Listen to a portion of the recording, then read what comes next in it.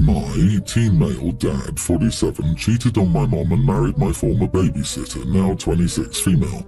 He hasn't visited us for 4 years, resulting in the termination of his parental rights for abandonment, before finally starting to visit. He spent much time begging my mom to tell me to talk to him. My aunt told me he only started to visit after finding out his wife is infertile and can't give him a new child.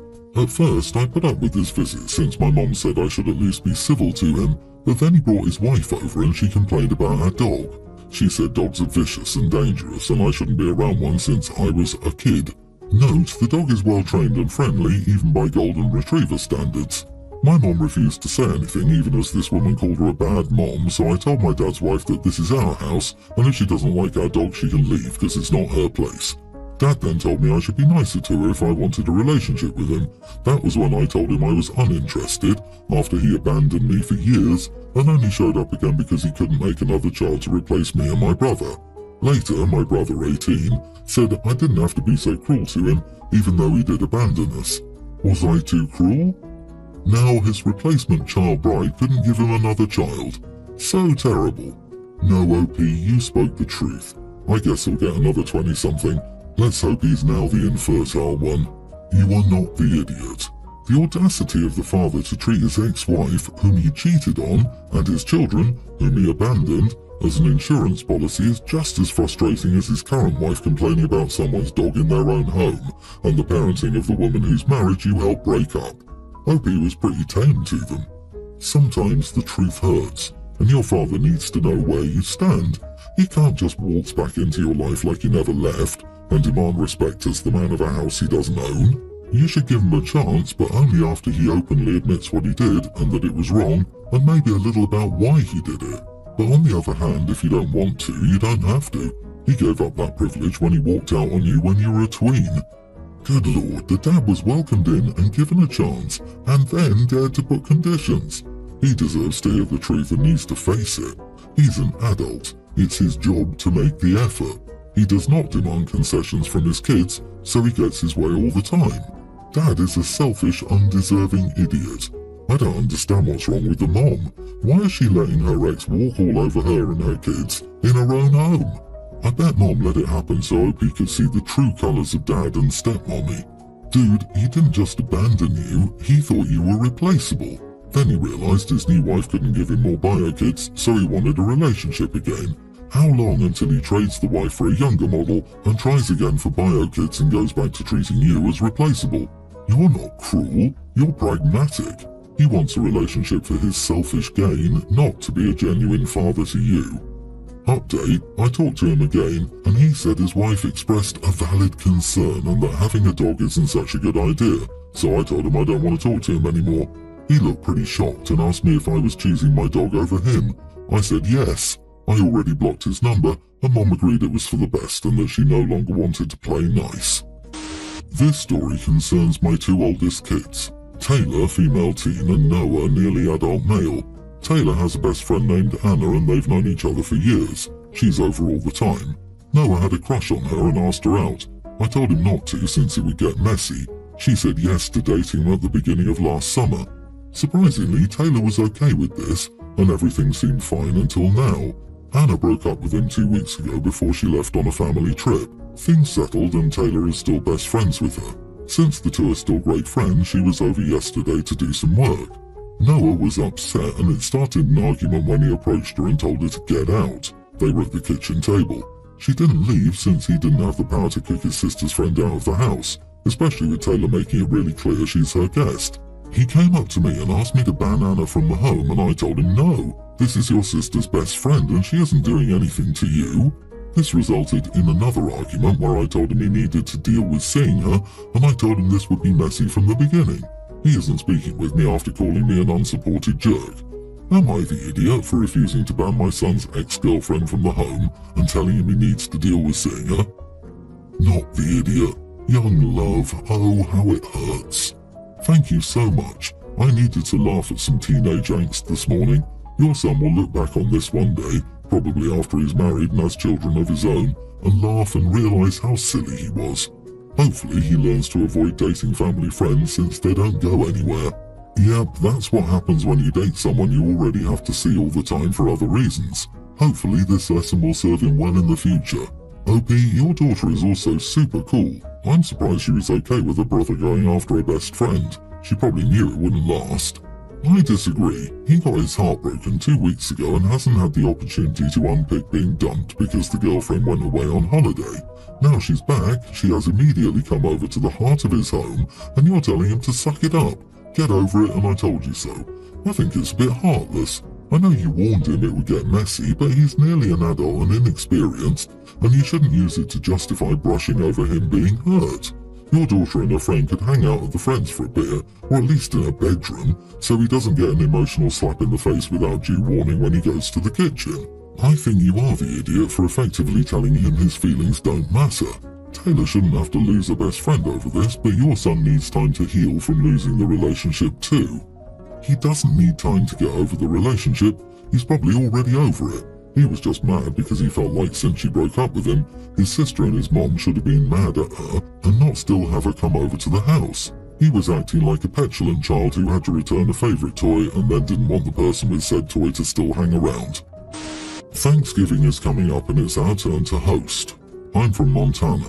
I met my wife while I was stationed in Southern California, and my wife decided to move back to Montana with me. I own a bison ranch.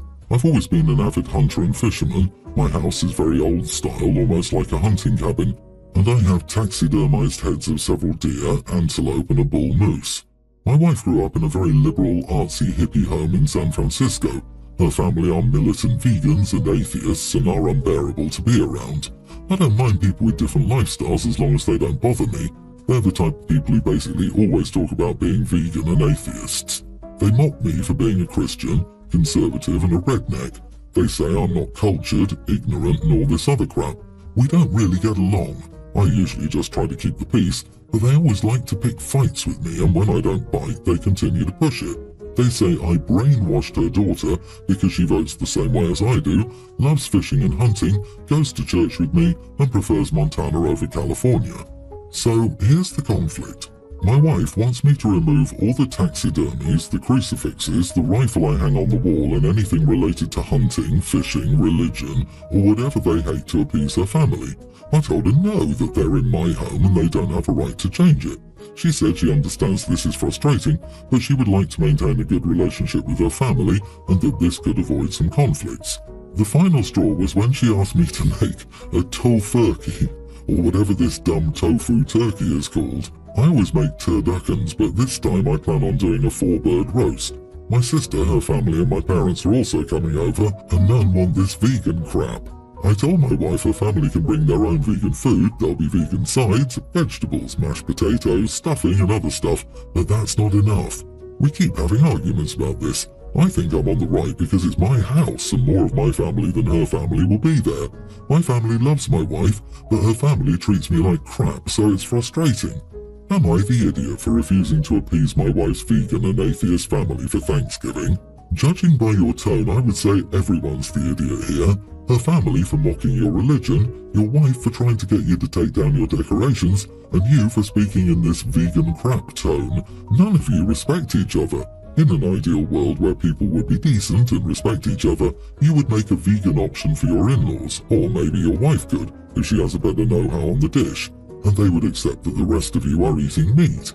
If you want to take the high road, make sure there is a vegan option for them at least. I can't imagine that any of these people want to spend time together. Ideally, everyone would respect each other's views and preferences, but based on the story, that will never happen. OP, why are you, or maybe your wife, trying to force this?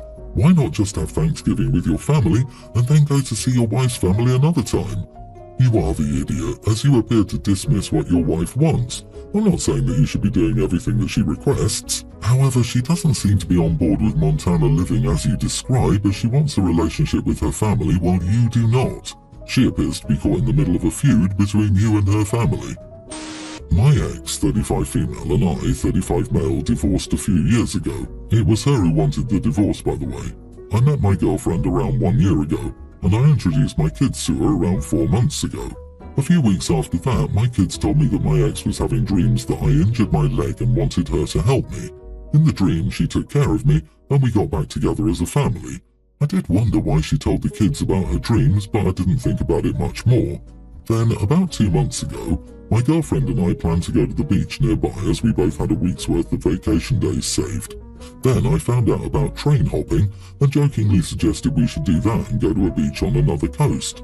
We were crazy enough to do it. Now I know it was risky and we did research it a lot, and I know a lot could have gone wrong, but it was one of the best experiences of our lives. We saw valleys, forests, deserts and lakes we would never have seen if we'd taken a flight. That too for free, although it wasn't a very pleasant way to do it. When I came back, my ex had a meltdown and told me I never loved her, I never cared for her, that she sacrificed so much for me and I never valued her. When I inquired more, floodgates opened. Turns out she's been cyber-stalking my girlfriend for the past 4 months. My girlfriend is very active on Instagram and posts about random things I do for her. I make late-night snacks for her when she's working. I handmade a wooden ring for her. I've taken woodworking as a hobby. She snapped photographs of rice cakes I made for her, a ring and stuff, and posted them with captions, and my ex has been reading them. My girlfriend basically posted our week-long trip, pics of our train journey, pics of us surfing, a video of me giving her a piggyback ride after she sprained her leg, us riding around on a moped, etc. My ex complained that I never made her a late-night snack. She goes to sleep at 9. I never made her a ring. I didn't know how then. I never gave her a piggyback ride. She never sprained her leg far away from a bus stop, and I would also have a hard time carrying her. My girlfriend is like 100 pounds. I never took her on adventures like that. I told her what we did was stupid and dangerous, and then she started complaining that she could never do this because she had to take care of kids and I could be carefree. She complains that my girlfriend is a bad influence on me since she's very young. She's only 8 years younger than me. Then she kept saying that my girlfriend would get me hurt because of stupidity and that I don't care for my kids to put myself in danger. Honestly, I get where she's coming from. I could have done more lovey-dovey stuff with my ex, but my girlfriend is incredibly cute and brightens up by the small things I do for her, so I want to do it more. Regarding travelling, we did travel, but I had to endure her witchiness while packing, waiting at airports and stuff. On the other hand, my girlfriend never complained once, and mind you, it wasn't very comfortable on that train, with the wind slamming our faces. I just enjoy doing things with my girlfriend more. I don't think that makes me wrong, does it? Not the idiot. My ex was similar to me and I left him. For his new girlfriend, he does all the things I asked him for, and even though I have zero feelings for him, it did hurt. I once asked him about it and he said losing me was a wake-up call for him and that by leaving, I taught him to be better. It's bittersweet, of course, but I'm proud of him for his growth and that I was part of that journey. I think your ex is hurt you're with a younger woman and she feels left behind as a chapter for you, while her reality is still to do the work. I'm not saying she's right, but I'm trying to empathise with how she might feel. OP, train hopping as a parent tells me everything I need to know. It's hugely irresponsible.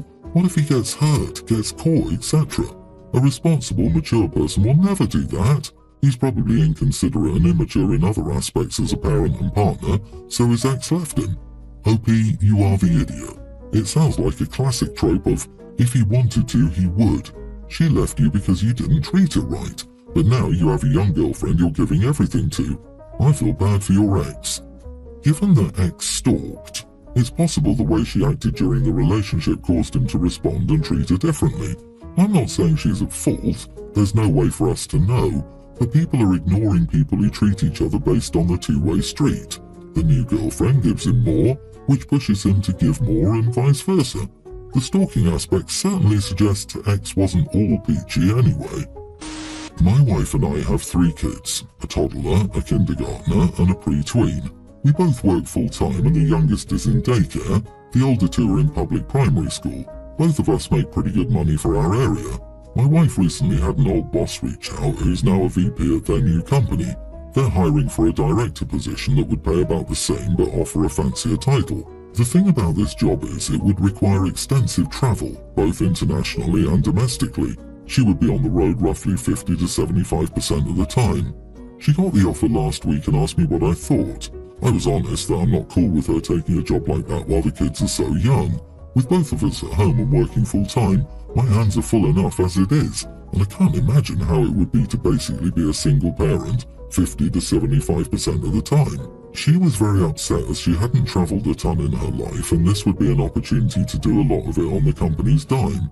I told her that, as a compromise, we should find other areas in our budget to cut back on to try to do more travel together. She's mad at me and saying I'm being unsupportive of her dreams. Personally, I feel like she's an unsupportive spouse and co-parent who wants to put all of the parenting on me the majority of the time. Am I the idiot? Not the idiot. The pay is the same and the benefits are worse, which equals a downgrade in overall compensation. With your wife being away that much, your household expenses will likely rise, occasional childcare, increased eating out, buying new things because neither of you has time to repair. Your family will be worse off financially. That's before even starting to address the missing personal time of evenings and possibly weekends while she's away for work. Frankly, I can't even believe she's considering it. You are being a responsible spouse and father. You have a family, and it's best served with two active and present parents. This isn't a dream job. It's a cool job with perks that serve her at the family's expense.